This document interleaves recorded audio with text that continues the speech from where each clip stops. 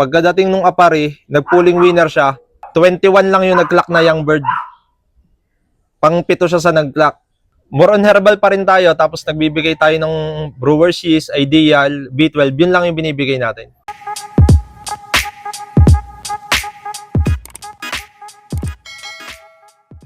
Magandang hapon mga kalapatids. Ako nga pala ulit si Erjan Marsigan, ang pigeon fancier ng Lipa City, Batangas. Yun, syempre, bago ulit natin simulan tong video to, sir, maraming salamat sa pagpapa-unlock na makapag-loop busy sa'yo. Tapos, syempre, shoutout sa Kalapatid Speeds at sa ating Power Flight. Sir, pwedeng malaman ano pong naging achievements mo nitong katatapos lang na North Race? Itong North Race natin, pinalad naman tayo makapwesto sa Venom OLR. Nag 3 times pulling tayo ng 1,500.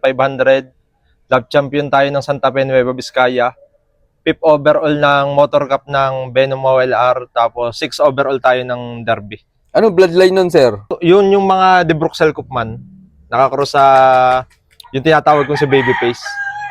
Tapos sa Ulpa naman, medyo kinapos lang tayo pero nag 11th overall tayo ng Young Bird. 7 overall ng Open Young Bird. Solo entry natin yon.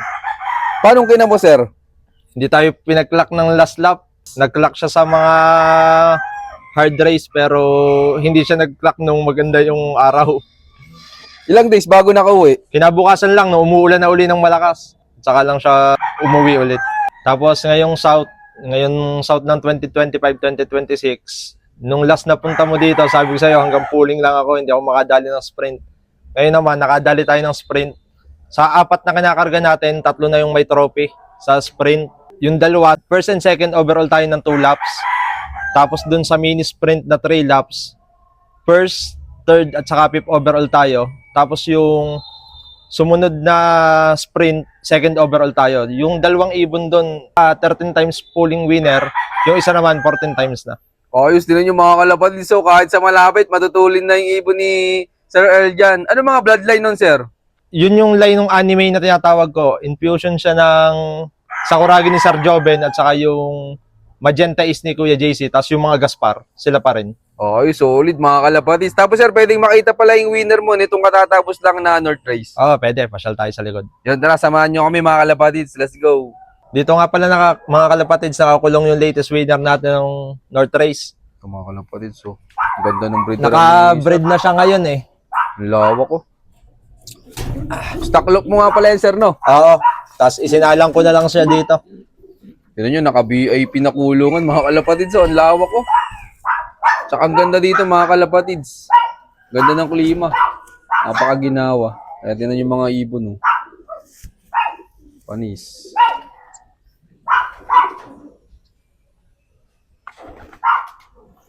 Ito si Calvin. Solo entry ko siya ng North. Hindi ko inakala na tatapos siya. Sobrang hirap nung North natin niya. Alam niyo ng mga nakakalaro natin. Puro bagyo yung inabot ng karera. Oo nga. Tapos, sir, nung training, ilan yan sila? 2 lang sila nung training. Sana wala isa. Parang nagkasama siya nung parteng Bulacan. Yung madami ding nawala. Nakalimutan ko lang kung anong lugar yon. Tapos siya na lang yung umuwi sa akin. Hanggang sa in-entry ko na lang siya. Kada karera, hindi ko alam kung may ikakarga pa ako kasi laging smash. Kamusta naman naging lipad niya simula first lap derby, sir? Maayos naman siya. Nung Santiago lang, bumutas din siya ng Santiago. Parang ubos na ubos yung ibon natin nun. After nung Santiago na smash race, Tugigaraw naman, nag-clock na siya. Smash pa rin yun. 100 plus lang yung nag-clock nun. Sa ilan ibon yun? Hindi ko malaman kung nasa 2 o 1,000 ibon pa. Dami pa, ano? Oo. Tapos, pagkadating nung Apari, nag-pulling winner siya. 21 lang yung nag-clock na young bird. Pang-pito siya sa nag-clock. Tapos pang ilan siya sa pulling winner, sir? Hindi ko malaman kung second o third siya nun eh. Ayos, ano? Butit tinayaan mo, no? Oo, kasi iisa naman kasi. Alangang hindi pa natin tayaan. Pero napakahirap ng race na yon.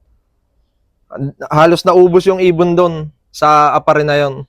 Edi nakitaan mo pala siya ng potential na pwedeng pampuling simula nung umuwi nung Santiago Isabela, sir. Oh, may mga nagpupuling winner din to ng training pa lang. Kasi nung Gapan training, pahirapan na rin kasi yung mga training natin puro smash din. nag-pooling winner na rin siya nun. Ah, kaya naisipan mo nung Aparelap, isali sa pooling. Oo. Tapos hindi ka binigo ng ibon mo, sir, no? Oo. Ilang minuto na lang ngayon, magka-cut off na. Sobrang konti lang talaga nung nag-clock. Hindi ko rin siya asahan kasi inbreed siya. Adi, pandalas ka nung dumating yan. Pandalas, nagsisigaw na ako dito kasi alam ko pepesto na yung ibon eh. Nasa second o third overall na yata ako sa standing nung Apari. Ah, after nung Apari, Oo. edi talagang ang daming nabutas, no? Ang dami na butas. O umakyat siya, eh sobrang saya ko kasi solo entry.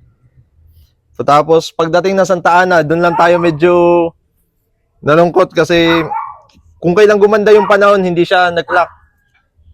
Pero nung kinabukasan, nung bumabagyo na uli, at saka siya dumating. Sayang, no? Itong mga kalapatid, so kinapos lang nung last lap. Pero ang kagandahan, pumesto pa rin, no? Kahit paano. Kahit pa paano, nakapwesto pa rin. At saka, sobrang saya na nun. Sa daming kalaban, nag-iisa siyang inilabang ko. Nakapwesto pa rin tayo. Itong mga kalapatid, so. Anong bloodline nito, Sir Earl yan? Inbreed to ng BJ Gaspar. Oh, tingnan nyo mga kalapatid, inbreed pa, oh. Ano yan, sir? First time mo maglipad ng inbreed? Oo, first time ko maglipad ng inbreed. Galing, tingnan nyo mga kalapatid. So, edi sa mga susunod na karera, ulitin mo ulit maglipad ng inbreed. Oo, nakasalang na uli yung mga magulang niya. Tapos, ipinares ko pa uli siya dun sa inbreed pa uli. Same line niya. Oh, tingnan nyo mga kalapatid. So, katulad niya ng bloodline, tapos parehas inbreed. Ayan, abangan natin yan mga kalapatids. Tapos ikaw pala, sir, kapag derby na, anong diskarte mo dito sa loop mo? Ganun pa rin. Yung sistema natin, 1-day eat pa rin tayo. Hindi ako nagbabago ng sistema. Tapos mahalaga din yung loply. Dapat hindi tayo nalalampasan ng pagpapaloply. Tapos pag makakatos, magtos tayo. Tapos ang diskarte ko mga kalapatids, kahit hindi pa nagsisimula yung training, pagka paloply ko, diretso sa aviary yung mga ibon ko. Binibilad ko sila sa initan. Binibilad ko sila ng 10 a.m. hanggang mga 2 p.m. Kasi 2 p.m. lilipad na uli sila ng hapon. Kanino mo natutunan yun, Sir Earl, dyan? Turo sa akin yung mga mentor ko, nina Awen Lop ng Bulacan. Tapos anong oras na pakain mo nun, Sir Earl, dyan? Alas 3 na sila kakain pagkababa galing loply. Gano'n nga ulit kadami, Sir Earl, dyan yung pakain mo sa mga ibon mo? 25 grams per bird. Yun lang yung binibigay natin sa kanila. Tapos one day eat pa, Sir, no? 1 day eat lang. Tapos ang kagandahan pa, gamay na gamay mo ni one day eat, Sir, no? Oo. May mga sumubok na din na tropa. Hindi ko na lang papangalanan, alam na nila yon. Yung isa, nagpaklak ng Gonzaga Cagayan, nagfinisher din ng Santa Ana. Yung isa naman, nag-solo clacker ng Survivor ng Batangas. Yung sistema ko ang ginamit nila. Oh, use. Tingin mo, Sir, anong advantage nung one day eat tapos yung sukat na sukat lang yung pakain sa ibon? Hindi ko rin masabi kung anong advantage, pero nakikita ko mas active yung mga ibon. Hindi ako nagkakaproblema na hindi sila natutunawan kasi isang beses lang talaga sila kakain eh. Tapos isa pang advantage mga kalapatids ng one day eat, hindi ako nagkakaproblema sa trapping. Pagkadating pa lang nila, dahil sanay din sila sa stick, pagka in-stick ko sila, pasok sila ng pasok. Hindi na sila tumatambay. Oh, is din yung mga kalapatids, kaya pala sunod-sunod yung panalo ng polling ni Sir Earl dyan. Tapos ngayon, nakadali na rin ng sprint race. Wala pang derby, may trophy na yung ibon ni Sir Earl dyan.